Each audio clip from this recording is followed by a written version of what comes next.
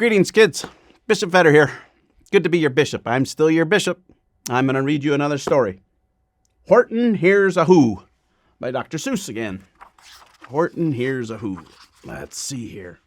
On the 15th of May, in the jungle of Newell, in the heat of the day, in the cool of the pool, he was splashing, enjoying the jungle's great joys, when Horton, the elephant, heard a small noise.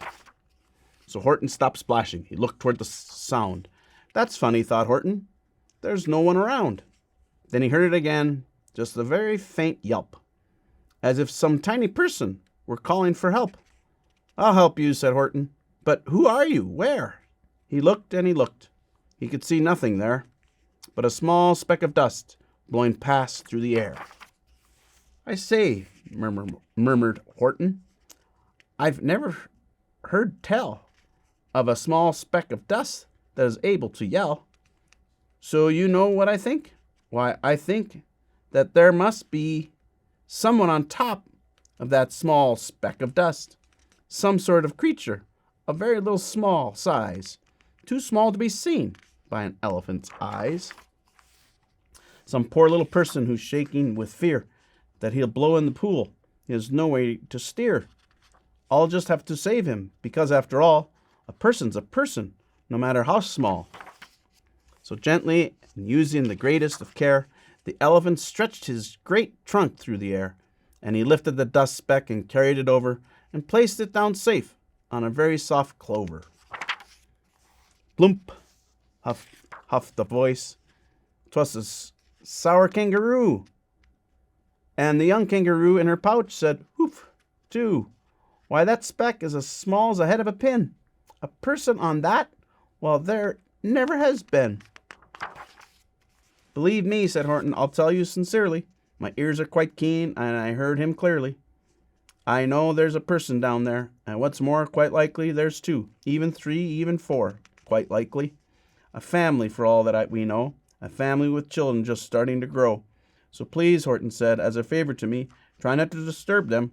Just let them be." "I think you're a fool," laughed the sour kangaroo. And the young kangaroo in her pouch said, "Me too. You're the biggest blamed fool in the jungle of Newell." And the kangaroos plunged in the cool of the pool.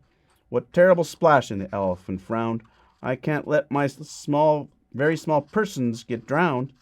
I've got to protect them. I'm bigger than they." So he plucked up the clover and hustled away. Through the high jungle tree tops, the news quickly spread. "He talks to the dust speck. He's out of his head. Just look at him walk with that speck on that flower." And Horton walked, worrying, almost an hour. "Should I put this speck down?" Horton thought with alarm. "If I do, these small persons may come to great harm. I can't put it down, and I won't, after all. A person's a person, no matter how small." Then Horton stopped walking. The speck voice was talking. The voice was so faint he could just barely hear it.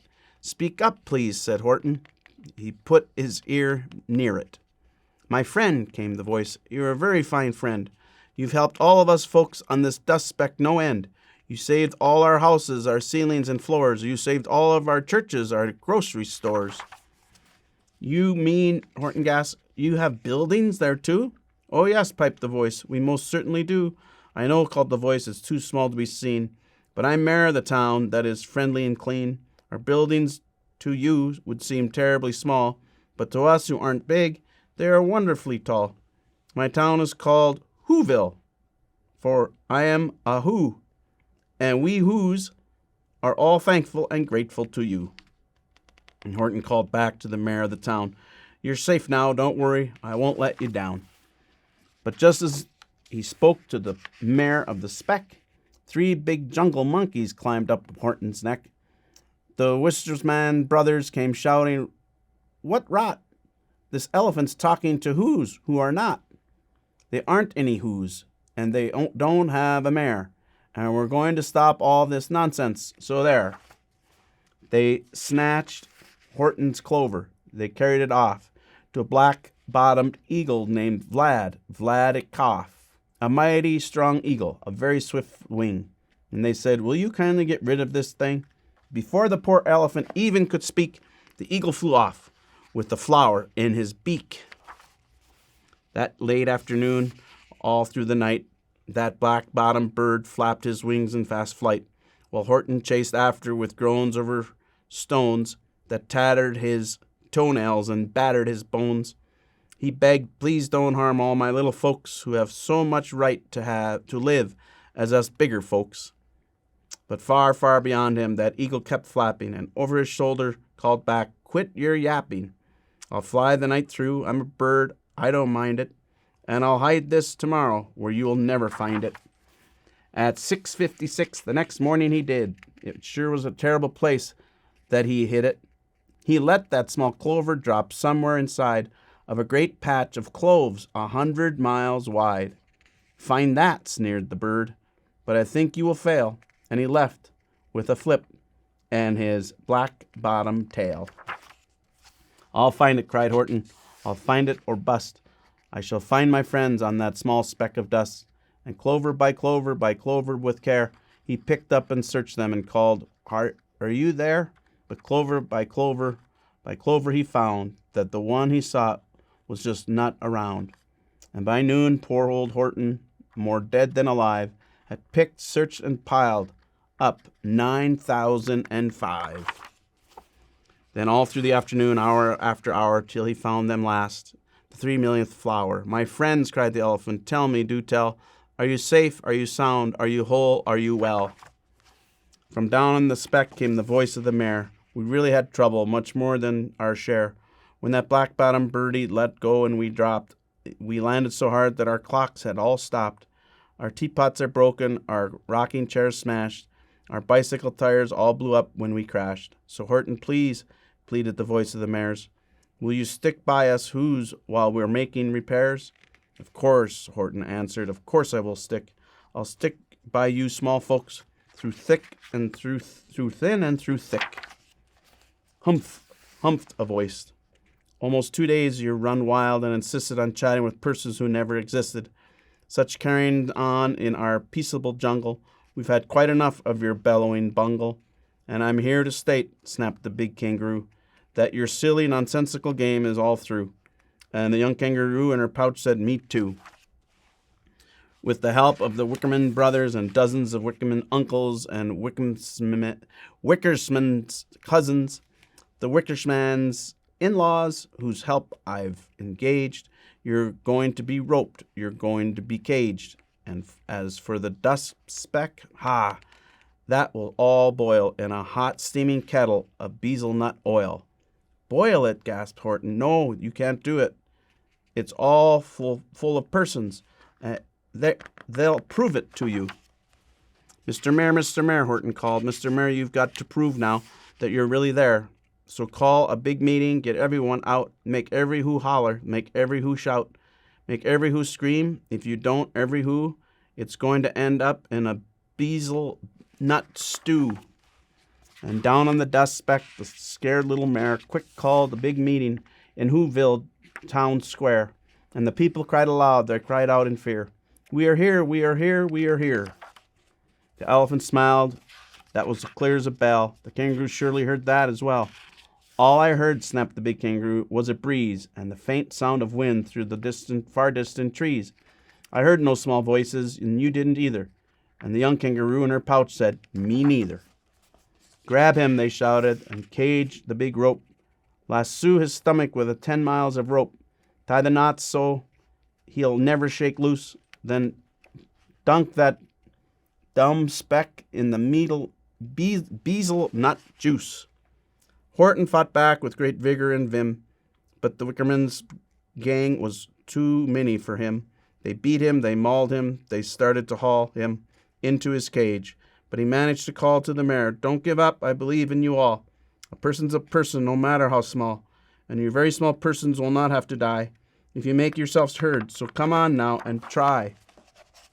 The mayor grabbed a tom-tom, he started to smack it, and all the Whoville, they whooped up a racket.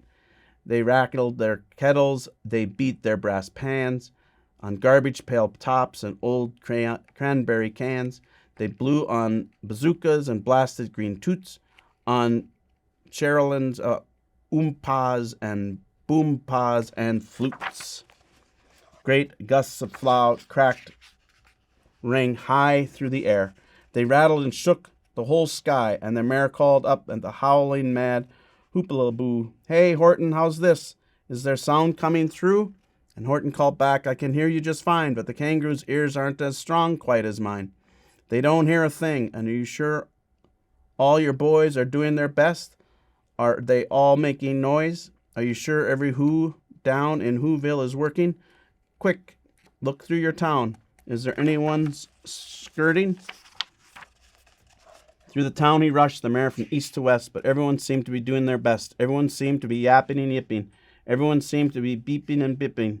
But it wasn't enough, all this ruckus and roar. He had to find someone to help him make more. He raced through each building, he searched floor to floor.